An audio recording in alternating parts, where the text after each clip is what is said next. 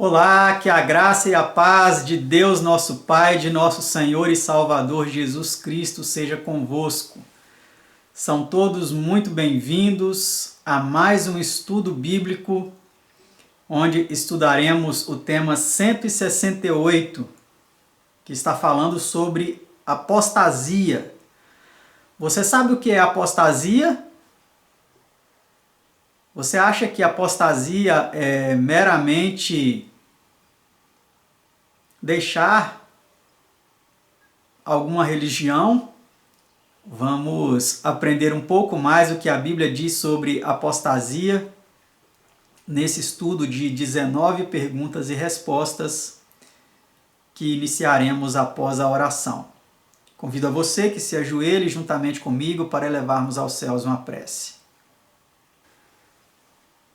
Pai Santo, Deus amado, te agradecemos, Senhor, por mais uma oportunidade que nos concede de estudarmos a Tua Palavra sobre este tema, apostasia, e pedimos que ilumine a nossa mente, o nosso entendimento, para compreendermos o que a Tua Palavra diz sobre este tema. Esteja com cada pessoa que está acompanhando esse estudo e com cada família aqui representada. É o que te pedimos em nome de Jesus. Amém.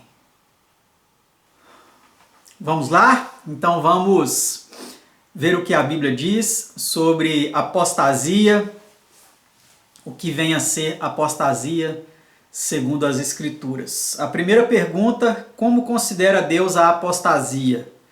Essa é uma pergunta muito importante porque, em contraste a essa pergunta, nós podemos ver o que o homem diz ser apostasia. Então a questão aqui não é o que o seu pastor diz ser apostasia, ou o pastor de qualquer igreja diz ser apostasia, ou o líder religioso de qualquer igreja, né, sacerdotes aí católicos ou qualquer outro diz ser apostasia. Precisamos ver como considera Deus a apostasia. As tuas apostasias te repreenderão. Vê que mal e quão amargo é deixares ao Senhor teu Deus, ou segundo a versão mais antiga aí de Almeida, deixares a Jeová teu Deus, e não teres o meu temor contigo, diz o Senhor Jeová dos exércitos. Está vendo aí? Jeremias 2, verso 19. O outro texto: se ele recuar, a minha alma não tem prazer nele. Hebreus 10, verso 38. Então, conforme vimos aqui, a apostasia é deixar ao Senhor Jeová, nosso Deus, virar as costas para Ele, era abandonar a Ele, não simplesmente abandonar uma religião, uma denominação, uma placa de igreja, um templo religioso, mas é deixar a Deus, virar as costas para Deus. Pergunta 2. Qual tem sido sempre a tendência do povo de Deus? O meu povo é inclinado a desviar-se de mim. Oséias 11, verso 7. Então aqui Deus não está falando para pessoas mundanas, para os pagãos, está falando para o seu próprio povo. E hoje o que tem acontecido? As próprias pessoas que tomam o nome de Deus nos lábios, que tomam o nome de Jesus nos lábios, estão o abandonando. Elas continuam frequentando templos, continuam tendo uma aparência de piedade, mas não têm o poder da verdadeira piedade, né? Pergunta 3. Que conduz inevitavelmente ao afastamento de Deus? Vede, irmãos, que nunca haja em qualquer de vós um coração mau e infiel para se apartar do Deus vivo. Hebreus 3, verso 12. A descrença é o pecado que tão de perto nos rodeia. Hebreus 12, 1. Então, um coração mau e infiel, que leva as pessoas a se apartar do Deus vivo, é algo muito sério, né? E que nós precisamos vigiar para que isso não aconteça conosco. Pergunta 4. Em que sentido se manifestava a constante apostasia do povo de Jerusalém? Vamos ver em que sentido se manifestava essa apostasia. Porque, pois, se desviares este povo de Jerusalém Por que, pois, se desvia este povo de Jerusalém com uma apostasia contínua? Retém o engano, não quer voltar. Eu escutei e ouvi, não falam o que é reto. Ninguém há que se arrependa da sua maldade, dizendo, que fiz eu? Geralmente as pessoas falam, né? Ah lá o que o outro fez, mas não o que fiz eu. Cada um se desvia na sua carreira, como um cavalo que arremete com ímpeto na batalha. Jeremias 8, 5 e 6. Então, é assim que se manifestava a constante apostasia de Israel, né? Retinham um engano, não falavam que era reto, não se arrependiam da sua maldade, pelo contrário, corriam cada vez mais em direção ao que era errado, assim como um cavalo corria com ímpeto numa batalha. Pergunta 5. O que aqui é comparada à apostasia? Deveras como a mulher se aparta aleivosamente do seu companheiro, assim aleivosamente te houveste comigo, ó casa de Israel, diz o Senhor, Jeremias 3, verso 20. Então a apostasia é comparada a uma mulher que abandona o seu marido. E quando a igreja abandona o seu Deus verdadeiro e coloca outros deuses no lugar, né? Ela também está se apostatando. Pergunta 6. A fim de reaver o favor divino, o que precisa fazer o apóstata?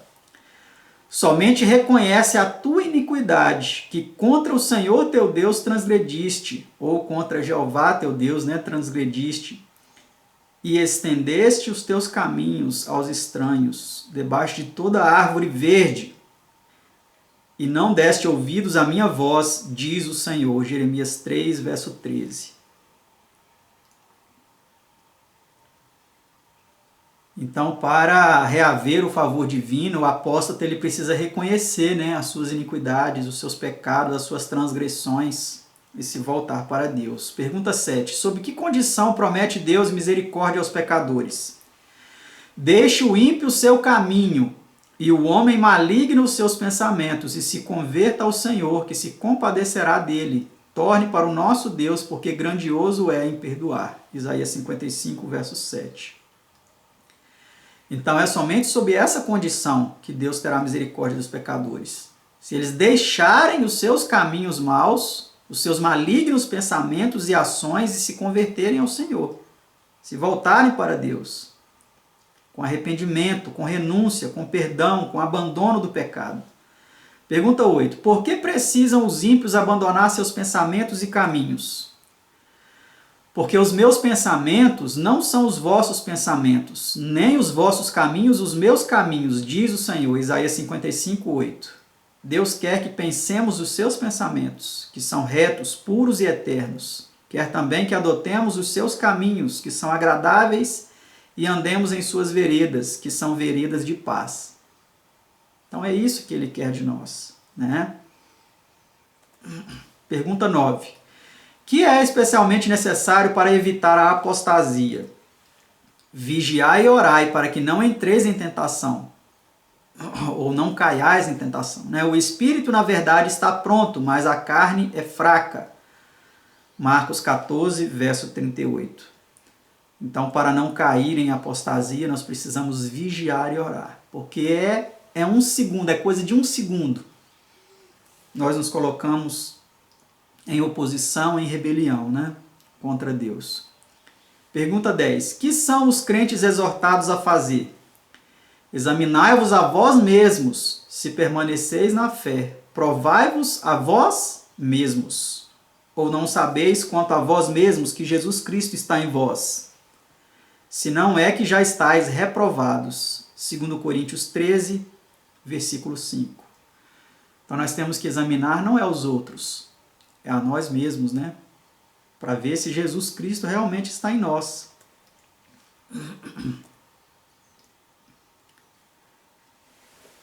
Vou até anotar esse texto aqui. 2 Coríntios 13, verso 5. É um texto muito importante da gente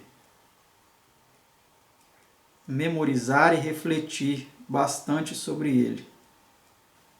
Vamos prosseguir. Pergunta 11. Se tem a lei de Deus no coração, que não acontecerá? Vamos ver o que não acontecerá se a pessoa tem a lei de Deus no coração. A lei do seu Deus está em seu coração, os seus passos não resvalarão. Salmo 37, 31. Então, se nós temos a lei de Deus no nosso coração, se nós refletimos, né, como fala no Salmo 1, meditamos nela dia e noite, seremos como uma árvore plantada junto a ribeiros de água, né? Pergunta 12. Qual é uma característica da apostasia? Desde os dias de vossos pais vos desviaste dos meus estatutos, e não os guardastes. Tornai-vos para mim, e eu tornarei para vós, diz o Senhor dos Exércitos. Mas vós dizeis, em que havemos de tornar? Malaquias 3, verso 7. Né? Então ficam ainda tentando ver onde estão errados. Mas onde que nós estamos errados? Aonde que nós devemos tornar? Triste situação, né? Pergunta 13. Que ordenança negligenciada cita Deus? Roubará o homem a Deus? Todavia vós me roubais e dizeis, em que te roubamos? Nos dízimos e nas ofertas alçadas. Malaquias 3, verso 8. Então tem muitos aí roubando a Deus, né? Roubando a Deus nos dízimos e nas ofertas. E ainda perguntam, em que nós estamos te roubando? Muitos até dizem que o dízimo foi abolido, não precisa mais. Que é do Antigo Testamento. E se esquecem que no Novo Testamento as pessoas não era 10%, não. Elas vendiam suas propriedades e depositavam aos pés dos apóstolos. E eles tinham tudo em comum. Vamos para a pergunta 14. Que remédio é indicado? Trazei todos os dízimos à casa do tesouro, para que haja mantimento na minha casa, e depois fazei prova de mim, diz o Senhor dos Exércitos, se eu não vos abrir as janelas do céu e não derramar sobre vós uma bênção tal, que dela vos advenha a maior abastança. Malaquias 3, verso 10. Então, aqui o dízimo, quando fala mantimento, de fato era mantimento, né? Era as dízimas do campo, era a 10ª parte das colheitas, né? O dízimo hoje, na nova aliança, seria o quê? O que seria o mantimento? Seria os recursos para se investir na pregação do Evangelho. Porque qual que é o verdadeiro mantimento para a alma? É a palavra de Deus. Então, quando você destina parte dos seus recursos, se você não quiser levar até numa igreja, como fala aqui na casa do tesouro, né? Se você quiser usar esse recurso para comprar Bíblias, para comprar livros que mostrem a verdade, o evangelho verdadeiro, né? Não falso evangelho, mas o evangelho verdadeiro, para levar as almas, esse é o verdadeiro mantimento que enriquece a alma, porque assim como aquele mantimento no passado servia para sustentar os sacerdotes que ministravam aí nos serviços religiosos, hoje também servos de Deus precisam desses recursos, não só para a sua subsistência, mas também para levar o alimento espiritual a outras almas que perecem, né? Vamos para a pergunta 15. Devido aos claros ensinos de Cristo, que fizeram alguns de seus discípulos? Desde então, muitos dos seus tornaram para trás e já não andavam com ele. João 6,66. Triste, né? Muitos deixaram a Jesus porque acharam o discurso dele duro sobre comer a sua carne e beber o seu sangue, né? Pergunta 16. Arrependendo-se o apóstata, que faz Deus? Tomai convosco palavras e convertei-vos ao Senhor. Dizei-lhe, expulsa toda a iniquidade, recebe o bem, e daremos como bezerros os sacrifícios dos nossos lábios. Eu sararei a sua perversão, apostasia. Eu voluntariamente os amarei, porque a minha ira se apartou dele. Oséias 14, 2-4. Então é isso que Deus faz, né? Ele vai nos sarar da nossa apostasia, da nossa rebelião, da nossa perversão, vai nos amar e vai apartar a sua ira de nós. Pergunta 17. Haverá perigo especial de apostasia nos últimos dias? Será que nós já estamos vivendo esse tempo? E por se multiplicar a iniquidade, o amor de muitos esfriará. Mateus 24, verso 12. E nós vemos que de fato, né, isso tem acontecido. O amor ele tem se esfriado de muitos. Filhos tirando a vida dos próprios pais, pais tirando a vida dos filhos, né? Tem um outro texto aqui que não foi colocado no estudo, mas eu quero ler com vocês, que é exatamente a profecia dessa apostasia, né? Se eu não me engano é 2 Tessalonicenses capítulo 2. Deixa eu só confirmar aqui se é isso mesmo. 2 Tessalonicenses 2.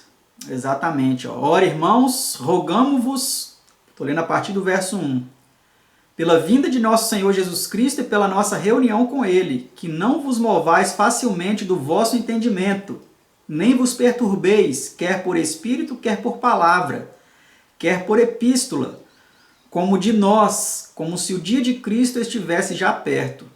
Ninguém de maneira alguma vos engane, porque não será assim sem que antes venha a apostasia, e se manifeste o homem do pecado, o filho da perdição, o qual se opõe e se levanta contra tudo o que se chama Deus ou se adora, de sorte que se assentará como Deus no templo de Deus, querendo parecer Deus.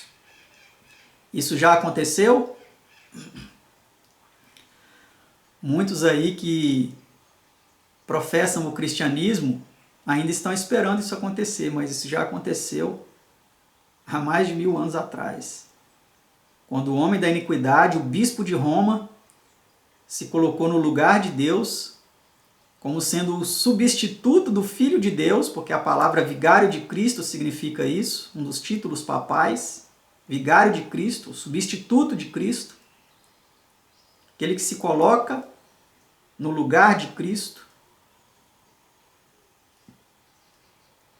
e através dele a apostasia se generalizou durante a Idade Média. Os mandamentos de Deus foram lançados por terra.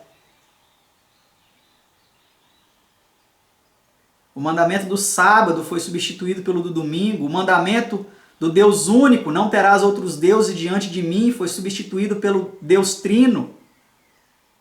O segundo mandamento, não farás para ti imagem de escultura e não se prostrarás, se ajoelharás, não as adorarás, foi removido completamente, nem substituído foi totalmente eliminado. Por isso que ele é chamado homem do pecado, como nós já estudamos em outros estudos bíblicos. O homem do pecado, o homem que oficializou o pecado, o filho da perdição.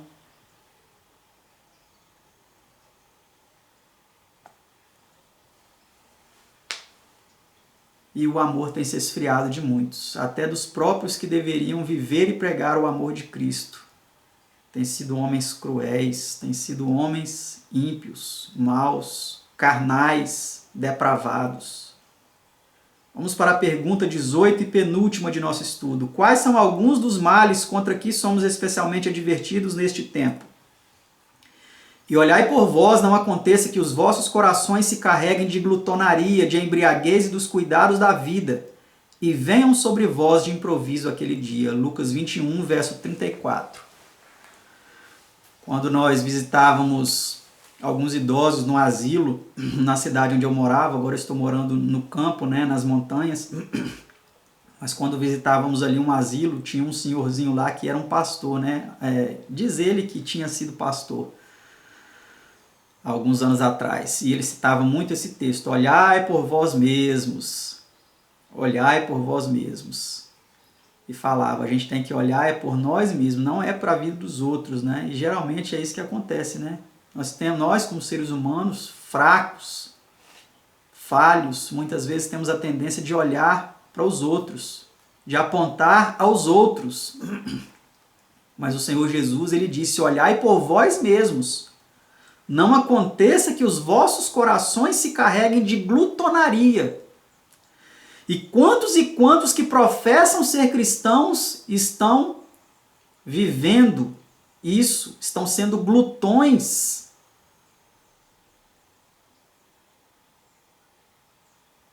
E de embriaguez e dos cuidados da vida. das coisas deste mundo, das coisas que o mundo oferece, o futebol, as novelas, os filmes, as séries, os seriados, as diversões deste mundo, os entretenimentos deste mundo. Isso aí são os cuidados da vida.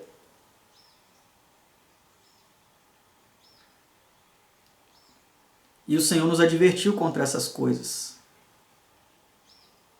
Para não acontecer que os nossos corações se carreguem de glutonaria, de embriaguez dos cuidados da vida e venha sobre nós de improviso esse dia, o dia da volta de Cristo.